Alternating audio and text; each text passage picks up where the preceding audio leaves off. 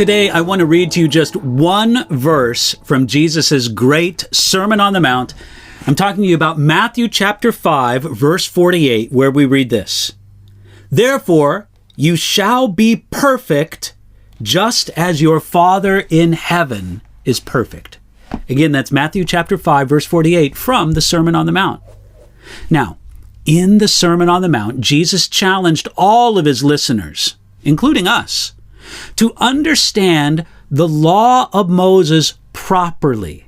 You see, Jesus dealt with our tendency to redefine the law in a way that makes it easier for us to keep.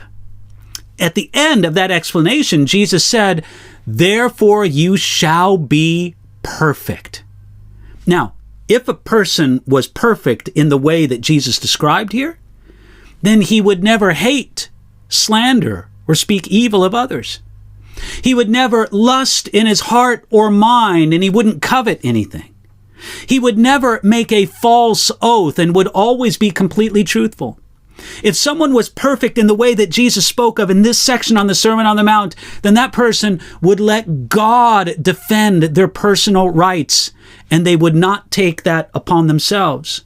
And perhaps most importantly, a person who lived the way that Jesus told us to live in this section of the Sermon on the Mount would always love his neighbors and even his enemies. Jesus said that the one who did all this would be perfect, just as your Father in heaven is perfect. That person would truly have the righteousness that's greater than the scribes and the Pharisees that Jesus spoke about in verse 20 of Matthew chapter 5. It's exactly what we must have to enter into God's kingdom. Now, when you think about all those things that I just listed, we can't deny it.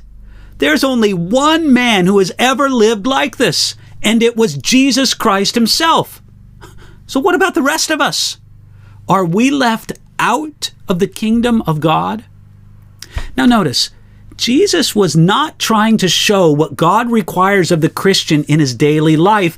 It was to say, if you want to be righteous by the law, you must keep the whole law, internal and external. That is, you must be perfect.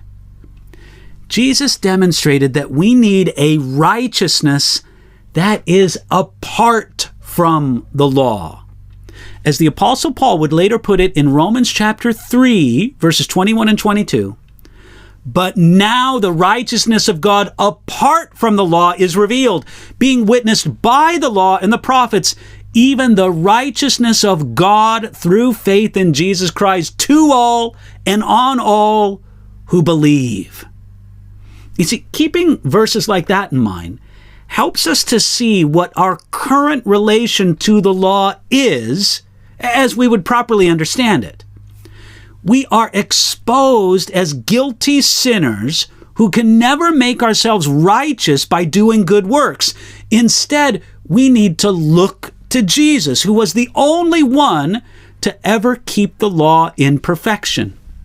As we put our trust in him, his keeping of the law is credited unto us.